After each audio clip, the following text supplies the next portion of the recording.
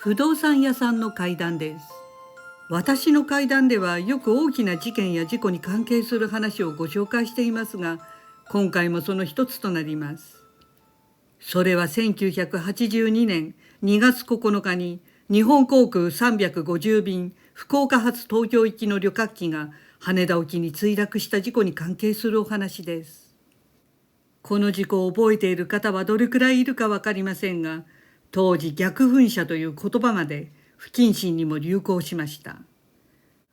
その墜落事故の前日8日にホテルニュージャパンの大火災があり、2日続けて起きた大事故で日本中が衝撃を受けました。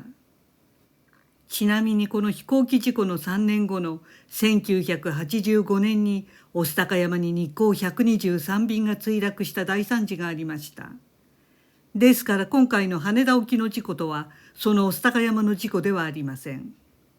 この羽田沖の事故により乗客24名が死亡し、乗客乗員95名が重傷、54名が軽傷を負いました。機体の前方から海中に突っ込んだため、客室の前の部分の乗客が相当数海中に投げ出されました。そのため客室の前方11番目までに座っていた乗客が死亡したそうです。さて、このお話をくださったのは視聴者さんなのですが、その方の職場の同僚で営業仲間の方の体験談だそうです。その営業仲間の方を仮に武田さんとしておきます。その武田さんは以前はダイバーとして活躍されていて、その業界ではなかなかの熟練ダイバーだったそうです。そんなある日、日航機が羽田沖に墜落したという衝撃のニュースが入ってきました。直ちに海中に沈んだご遺体や証拠品、機体の一部などなどを回収する必要があり、この場合は警察のダイバーや海上保安庁のダイバーが当たるそうです。そしてそれを補う形で民間の熟練ダイバーにも出動要請が出るということでした。そこで当時の武田さんにも仕事の要請が来たそうで、早速羽田沖に潜ることになりました。それは事故の翌日で水深が浅いのもあり、すでにご遺体の回収は完了していたそうです。ですから仕事としては証拠品や遺留品の回収でしたので、さほど難しいものではなかったということです。さて、水中での仕事になるわけですから、身体面などの安全を考えて、もし陸に上がれるような環境の現場だった場合は、定期的に休憩を取るそうです。羽田沖ですからコンクリートの護岸がすぐ近くにあるので、武田さんたちは時々そこに上がっては休みを取り、また水中に戻るということを繰り返していました。そして水中で作業をしてしばらく経ったので、武田さんはそろそろ休憩かなと思ったそうです。すると仲間のダイバーが上に上がるぞという合図をしてきたそうで、2人は水深が浅いのですぐに浮上してコンクリートの護岸まで行きました。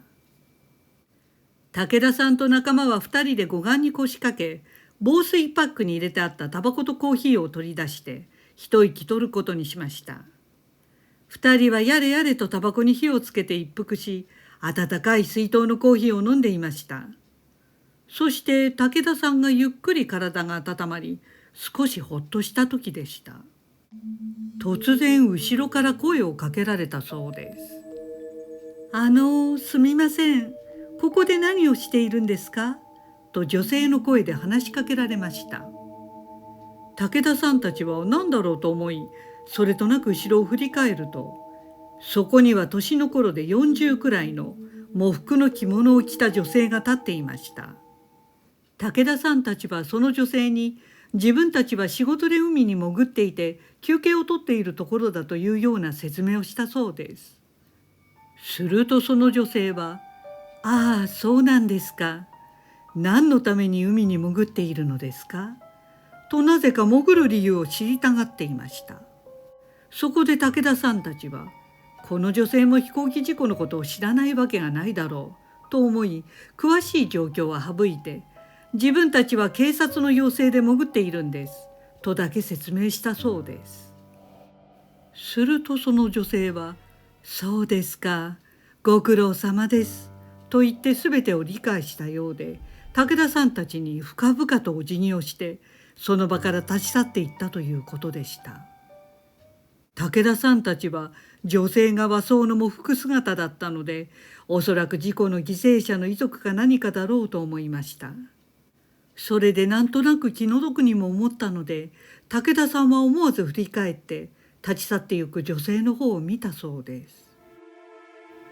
ところがそこには誰もいなかったのです。武田さんは愕然としました。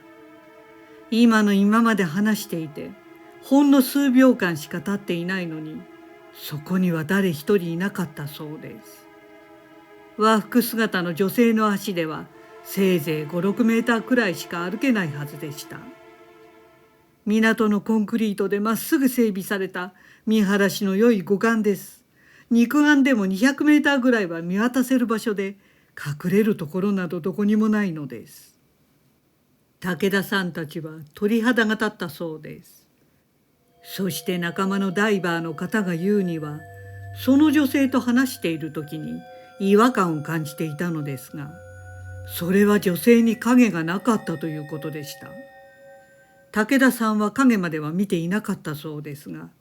でも明らかに生身の人間に見えたというのです。それは生きている女性そのものだったということでした。武田さんは最後に、幽霊って意外にはっきり見えるもんなのかなとポロッと言っていたそうです。この3年後の御巣鷹山に墜落した123便に関しては、いろいろ不思議な体験談や都市伝説的な話を耳にしますが、なぜかこの羽田沖墜落事故の不思議な話は聞いたことがありませんでした。でもやはりあったんですね。ご視聴ありがとうございました。よろしければチャンネル登録といいねボタンをお願いします。